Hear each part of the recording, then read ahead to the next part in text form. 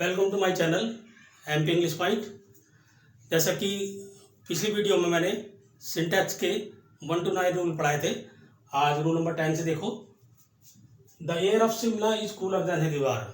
इसका मतलब है शिमला की हवा ज़्यादा ठंडी है हरिद्वार से। और सेंटर पढ़ने बिल्कुल सही लग रहा है, लेकिन गलती है इसके अंदर कि शिमला की हवा ज़्यादा ठंडी हरिद्वार से। तो हरिद्वार की किस चीज़ से? अगर कभी ऐसा कंडीशन आ जाए सेंटेंस इनकम्प्लीट लगे तो देन के बाद दैट ऑफ लगा देना कि इसका मतलब हो जाएगा हरिद्वार की हवा से। इसी रूल का second sentence, the books of Shakespeare are more famous than Milton. Shakespeare की किताबें ज़्यादा फेमस है मिल्टन से। मिल्टन की किस चीज़ से? किताबों से। अब देखो यहाँ ऊपर जो सब्जेक्ट था हमारा सिंगुलर था, पर यहाँ सब्जेक्ट प्लूरल है।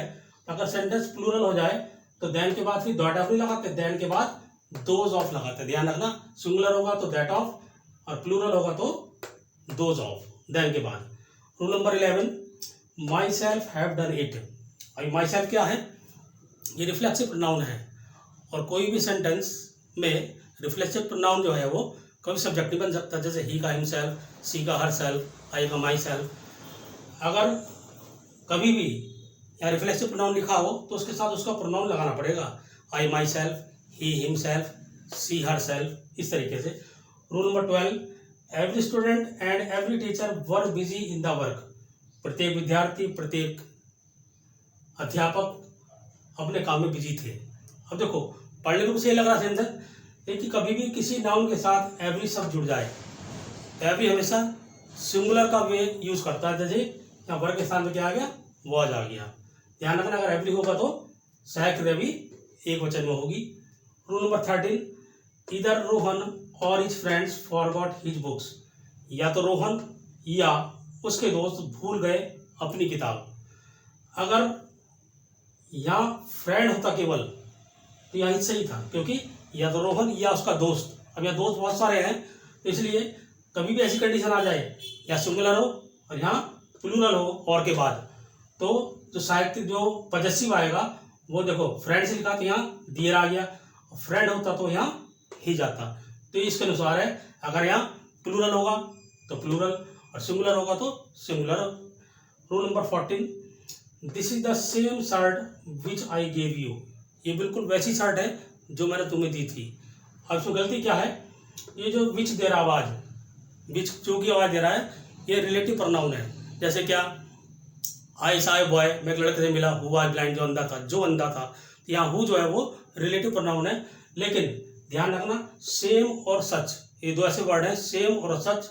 ये कभी भी यूज हो जाए तो इनके बाद कभी भी रिलेटिव प्रोनाउन हु या विच का प्रयोग नहीं करते, वहाँ एज का प्रयोग करते हैं। ध्यान रखना, सेम के साथ एज और सच के साथ एज। Rule number 15, he is better than me. वह ज़्यादा अच्छा है मुझसे। पढ़ने में सेंटेंस बिल्कुल सही लग रहा है, लेकिन गलती है इसके अंदर। क्या? ही क्या है? ही प्रोनाउन है और मी क्या है? ऑब्जेक्ट है। और ही की कंपेयर किससे हो रही है? मी से। जब यहाँ ही प्रोनाउन है तो यहाँ ऑब्जेक्ट कैसे आ सकता है? ऐसी कंडीशन में he is better than I am, जो प्रोनाउन लगाओगे उसके साथ उसकी हेल्पिंग वर्ब भी लगा दो इस तरीके से, या मी नहीं आएगा, आई आएगा। बट देखो इसी का रूल अगला, he likes you better than I. वह पसंद करता है तुम्हें ज़्यादा मुझसे। अब यहाँ ही सब्जेक्ट है, यू ऑब्जेक्ट है। कहने का मतलब क्या है कि वो ज़्यादा पसंद करता है तुम्हें मुझसे, तो यू भी ऑब्जेक्ट है तो यहाँ भी ऑब्जेक्ट आना चाहिए। यहाँ मी नहीं आएगा, यहाँ मी के स्थान पे, सॉरी आई के स्थान पे मी आएगा, क्योंकि यहाँ यू ऑब्जेक्ट है, यहाँ भी ऑब्जेक्ट आएगा। दोनों ध्यान रखना है दोनों सेंटेंस में कि यहाँ मी के स्थान पे आई आएगा, है ना, उसके साथ एम। ही होता तो ई जा जाता है यहाँ। और अगर सब्जेक्ट दिखा रहा है किसी ऑब्जेक्ट की तुलना तो फिर यहाँ ऑब्जेक्ट आएगा। Rule number 16, it is me who is your friend. कभी भी सेंटेंस रूप में लिखा हो, it is me, it is her, it is him, तो यहाँ मी के स्थान पे आई, हिम के स्थान पे ही, हर के स्थान पे सी। और जो सहायक आएगी वो उसी सब्जेक्ट के अनुसार आएगी। यहाँ आई आ गया तो आई के अनुसार am. It is I who am your friend. और आशा करता हूँ कि ये सेंटेंस से रूल समझ में आए होंगे। बहुत सारे रूल हैं और मैं मेन वो रूल करा रहा हूँ जो कंपटीशन में आते हैं, और जो 12th के बच्चे एग्जाम देने जाने हैं और 2-4 महीने बाद देंगे, उनमें भी आएंगे।